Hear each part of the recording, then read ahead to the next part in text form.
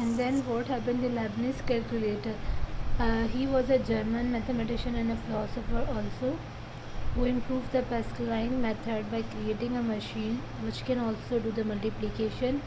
Like its predecessors, Leibniz mechanical multiplier could work by a system of gears and die. Partially by studying the Pascal original notes and drawings, Leibniz was able to refine his machine. And then there is this baggage difference engine. As you can see the picture of Charles Babbage, he invented two machines. One was difference engine, another was analytical engineering. As long as the computer consists of only gears and levers, its potential use was limited because there was already gears and levers in that system, so the potential use of it was limited. Not there was less opportunities to do many things on that. New machine needed to be developed. The real beginnings of the computer as we know them today, however, lay with the English mathematics professor Charles Babbage.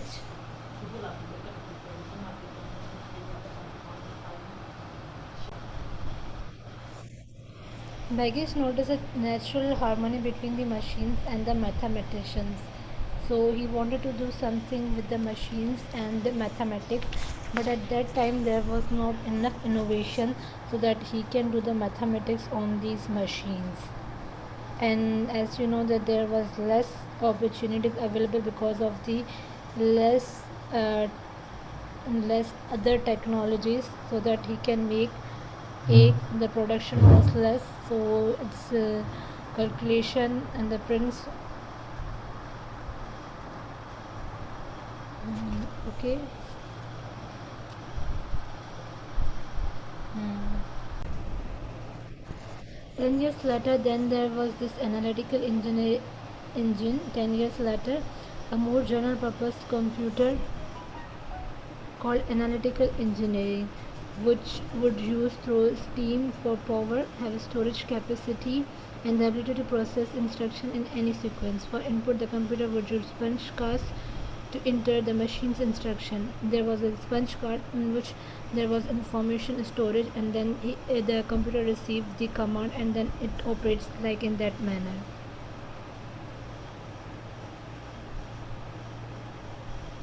As Baggage did not do a good job on documentation, and his ideas were not widely accepted for the simple lack of communication,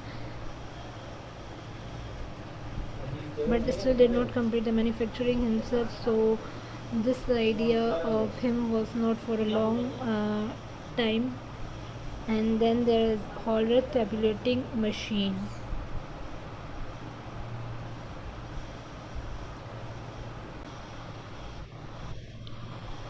So in this, as you are, I've already mentioned about the analytical engineer and Charles Babbage, and now this is Armin tabulating machine we are talking about. You have to see this. What he did in this, he was trying to come to find the surveys of a population, which was difficult, but then he invented the sponge card through which the wire can be crossed, so it can pass electrical signals, and it can do the calculation um, for finding out the average and the population. So, in order to do that, Khalid brought his punch card reader into the business world, founding tabulating machine company. And as you know that this punch card served as a storage method for data, and they have to reduce computational errors. And if there is any computer errors, it can be removed through his device, and it was a source of storage of the data. Later to became the international business machine. Other companies such as Remington Red and Burroughs also manufactured punch card readers for business use. Both business and government used punch card for data processing until the 1960s. Thermos machines were the first to appear on the magazine cover. So his punch cards were very famous, and they are used today, and it is the first thing which was appeared on the magazine cover for the promotion purpose. So tabulating machine was very in at that time. And now we are going to discuss about the as we have already discussed these all, and now we are coming on the first generations and why generations are necessary. So let me tell you why these generations are important. As you know that the study we have already discussed, these were the old times, and as the time was coming, new generations were coming. New generations means the change in the technology was coming. These 5 generations are the generations of the innovation in which computer was invented. So we have to tell you about the first generation. What is the first generation? So first generation's computers were like they use this vacuum tube. These vacuum tubes is like some kind of a bulb which is used for the purpose of some calculations and some calculation purpose, and it has some basic 5 arithmetic operations. Like I told you, it is used for the calculation, and they are already mentioning this 5 basic arithmetic operations: addition, subtraction, multiplication and division. But the advantages of these generations were that it was huge in size and complex in design, difficult to draw them, and they were very slow, and they were occupying the whole space in the room. And the time from the first generation was from 1940 to 1956. As you can see, this machine of 1940 to 1956, it is included in the first generation, in which UNIVAC Universal Automatic Computer was the first digital computer invented by Mochi and Eckert. So you need to know that these are the innovations, and these were the examples of the computer of the first generation.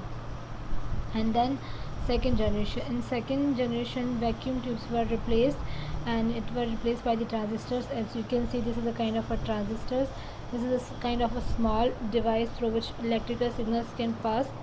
The creation of this transistor spark was to find was a success of the second generation computer. Transistors were very small devices to transform electrical signals, and transistors had many advantages compared to other hardware technologies. They need no warm up time, there was no electricity consumption, consumed less energy, and there was no there was not too much burning of the electricity or generated much heat, and it was very fast and reliable and usage which you can use for a long time. And then there's this third generation of computer. In third generation computer, it was a time period from 1964 to 1971. So in that time, this circuit integrated circuitry was invented, and it was used for the purpose of purpose of the upgrade. It was upgrade like the one which we discussed. Transistors, they were less, and then these circulated integrated was a system which is known for its success, as it's possible to integrate a large number of circuits element into small surface of a silicon known as chips. These were very small chips. Advantages in this generation was that the family of a computer which allowed computer to be upgraded and expanded as necessary. As you know, the silicon chips were very reliable, and they were very less in expense and compact. You can easily use them. Sold hardware and software separately, which created the software industry. And this and the software and hardware which was used in this was sold in that time, which was used in this device. uh, and and then the software which was used in this technique was available.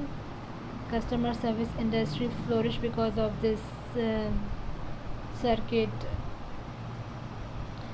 And now this is the fourth generation from 1971 till now present. This is the generation which we are living now.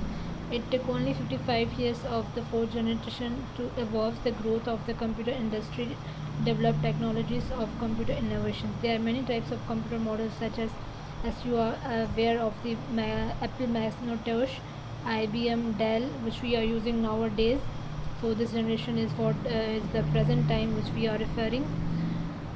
Fourth generation is the time period of 1971 in which we are living. 1971 period, which is the period where our gadgets are there. Intel created the first microprocessors. In this, microprocessors were in fourth generation. Steve Jobs built the first Apple counter. Then in 1981, IBM introduced its first personal computer. During the fourth generation, hardware technologies such as silicon chips, microprocessor and storage devices were invented. This was the time of the innovation of silicon chips, microprocessor and storage device. A microprocessor is a specialized chip which is developed for computer memory and its storage. And then this is the fourth generation, in which the advantage is that computer became 100 times smaller than the NIAC, which is the electronic numerical integrated end computer, which is in its high speed and its reliability is very good and the storage is high, and it is used for your personal and software industry boomed in that manner. So this is the fifth generation. It is the time which will come, and it is the future. It is the future which will come. So fifth generation technologies are advanced and are still being developed in a more efficient manner, and there will be a time of this fifth generation when most of the things will be wireless. These inventions of new hardware technologies in the fifth generation have gone rapidly, including many more other computer devices such as the silicon chip, processor, robotics, virtual reality. As you are more aware about the virtual reality nowadays, as you know, the pandemic, and we are virtually taking the classes online. So this is a kind of a time which will even get improved in the upcoming years, and the programs which can translate the innovation. After the fifth generation, the technology of computer has become more advanced, modern, and sophisticated. The latest invention in the area of mainframe, mini personal computers, and the mobile computer. So you know that we have already discussed about all these innovations. So you have to read thoroughly, and if you have any problem, you can ask from me.